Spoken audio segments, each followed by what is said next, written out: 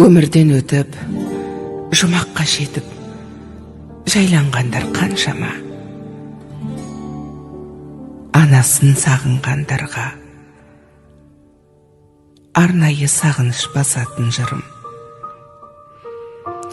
Келмесіне кім қияды анасын, түс көргендей болып пенде қаласың.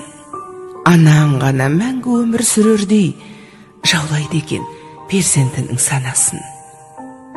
Мейлі анаң 100-ден асып кетсе де, кәрілігі қуып жүріп жетсе де, перзент үшін қартаймайды анасы, қиындықпен сынақтардан өтсе де. Асыл ана, жүзің нұрлы күн едің, шаңырақтың мерекесі гүл едің.